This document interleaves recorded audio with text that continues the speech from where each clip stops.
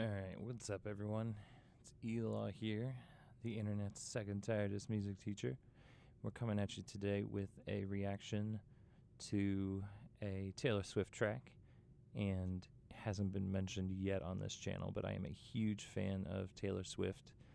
She is my favorite artist, not my favorite band, but favorite artist, and her album 1989 is top 10 albums for me, maybe top 5, probably top 5.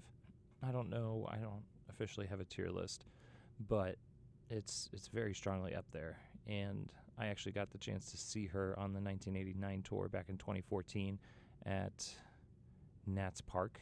And then when the Taylor's Version album came out, I actually purchased all 5 different versions of the vinyl.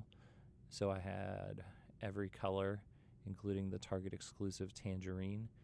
So it's not a problem. It's just an appreciation.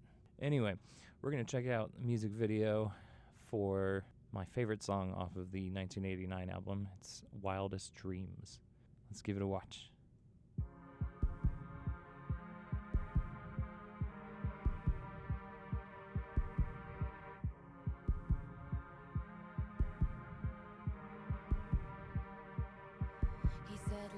Let's get out of this town, drive out of the city. And this is such a nice flashback to the 30s, 40s film kind of industry.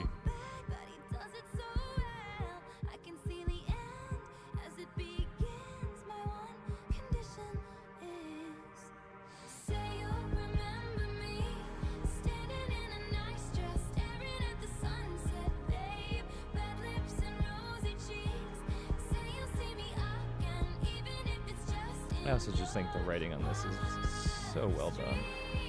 We've got the strings that have entered as we go into that pre-chorus chorus. And then just that heartbeat there. And actually, so as we get to that heartbeat, it's this fleeting moment, because what's happening here is this yearning for this connection with this other person, and then we build up to this climax, and then nothing except for your own heartbeat as you're kind of internalizing things. And it's this stark contrast as what's going on across the rest of the song, and then we transition in. The other thing that's cool, we get that shot across the desert. Let's pick it back up. I said no one has to know what we do. His hands are in my hair, his clothes are in my room, and his voice is a familiar sound. Nothing lasts forever, but this is getting good now. He's so tall and handsome as hell. He's so bad, but he does it so well. And when we've had our very last kiss, my last request is, say you'll remember me.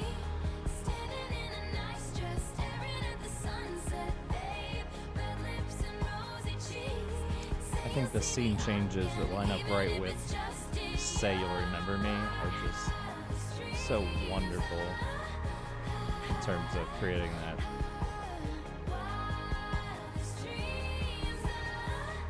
youthful excitement and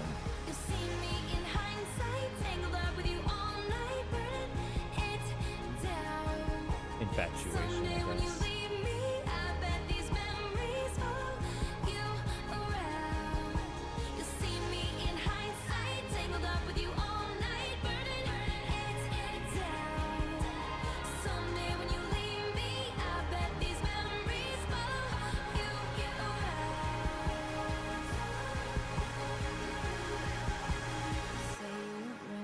Got that cut back. Standing in a nice dress, staring at the sunset, babe.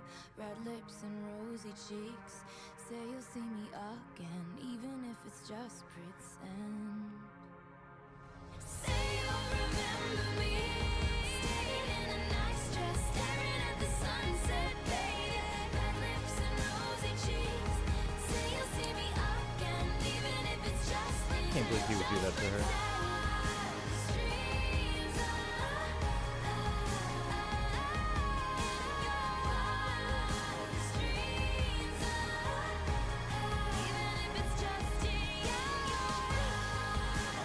I don't know if I've ever really noticed a drum set in the original version. It's interesting. Wildest dreams I had.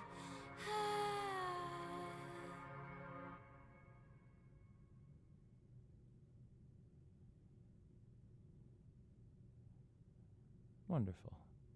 Let's talk about that.